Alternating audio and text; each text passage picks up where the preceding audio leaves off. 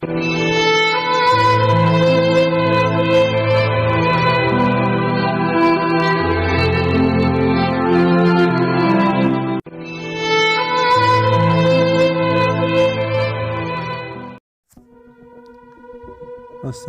علیکم ورحمت الله وبرکاته. هیله لرم چې تاسو به له تله جوړ او خوشحاله وئ. تاسو ګورئ تواب خان ټیکنیکل چینل. که تاسو تر اوسه پورې تواب خان ټیکنیکل چینل نه یې سبسکرایب کړی، نو په دغه سبسکرایب علامه باندې تاسو کلیک وکړئ او دې په خوا کې چې کومه ګنټۍ علامه راځي تاسو هغه ووهئ، د هغه نه بعد آل ووهئ چې تر څو زموږ هره یوه نوې ویډیو تر تاسو پورې در ورسیږي.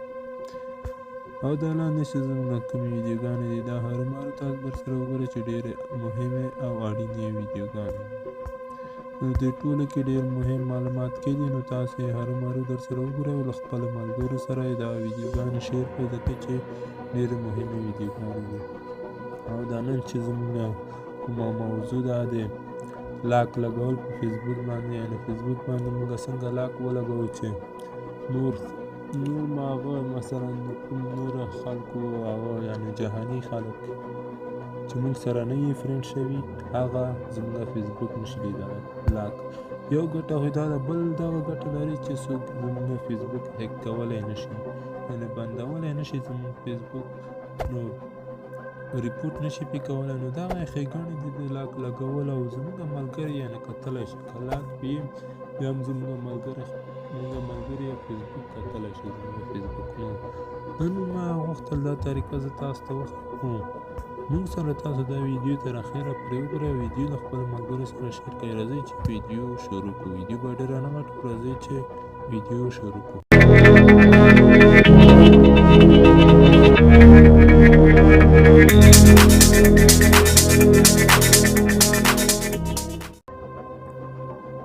تر ټولو مخکې تاسو باید لایټ فیسبوک خلاص کړئ.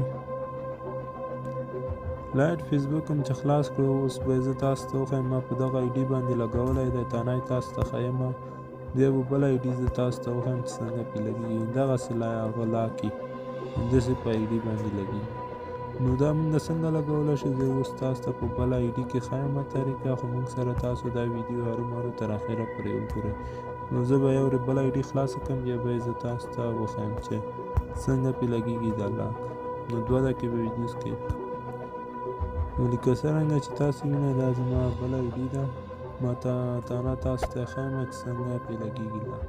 نو تاسو به تر ټولو مخکې زه تاسو ته ښیمه چې دغه ځای ته راشئ، لاک لګېږي په دغه ځای کې. خو زه اوس تاسو ته ښیمه چې دلته هېڅ هم نشته، یعنې لاک نشته چې اوس موږ دلته څنګه لاک پیدا کولی شو. زه اوس تاسو ته ښیم، خو موږ سره تاسو دا ویډیو تر اخره پورې وګورئ. نو تاسو به بیا تر ټولو مخکې تاسو باید دلته راشئ، ژبې هغه وینئ، په دې جې باندې به کلیک وکړئ. تاسو دې جې باندې چې تاسو کلیک وکړو، لاندې به لاړ شئ. چې لاندې لاړئ، دلته زموږ یو نوې ژبه ده، دغه ژبه باندې باید تاسو کلیک وکړئ. دا اول، دویم، دریم، څلورم، پنځم، شپږم، 8مه ژبه ده. په دې 8مه ژبه باندې چې تاسو کلیک وکړئ، دغه ژبه باندې، نو تاسو به په دې باندې داسې کلیک وکړئ. دا چې مکمل واغوښتي دي دغه ژبې ته، یارې بیا هم هغه کوئ چې تر څو ښه واوړي. بیا به راشئ تاسو خپل هغه ته، دلته بیا تاسو په خپله لوګو باندې کلیک وکړئ. خپله لوګو باندې چې تاسو کلیک وکړو، دلته باید تاسو یو ځل داسې کوئ چې درنه غلط نشي. یو ځل یې داسې کوئ چې دا موبایل مکمل دغه ژبې ته واوړي، دا ځایونه چې ټول ورته واوړي دغه ژبې ته. دا چې دغه ژبې ته واغوښتي دي، بیا به تاسو راشئ په دا 3 ټکي باندې به کلیک وکړئ. د 3 ټکي وینئ، دې باندې به تاسو کلیک وکړئ. لکه څرنګه چې تاسو هم وینئ دغه راته پیدا شو، لاک راته پیدا شو. اوس به موږ خپل آی ډي باندې ولګوو. تاسو بیا په دې باندې کلیک وکړئ، لاک باندې، بیا به دغه ځای باندې تاسو کلیک وکړئ چې ښه سمې درته واضح وښیم چې تاسو پکې غلط نشئ. بیا به تاسو دې باندې کلیک وکړئ. لکه څرنګه چې تاسو هم وینئ دغه د زموږ په دې آی ډي باندې هم لاک ولګېدو. نو تاسو به یې اوکې کړئ.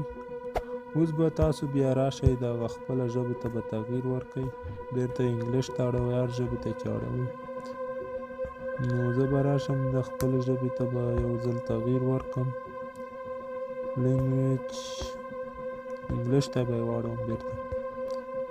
نو دا هغه ده که څرنګه چې تاسې وینئ زموږ ژبه انګلیش ته واوښتې.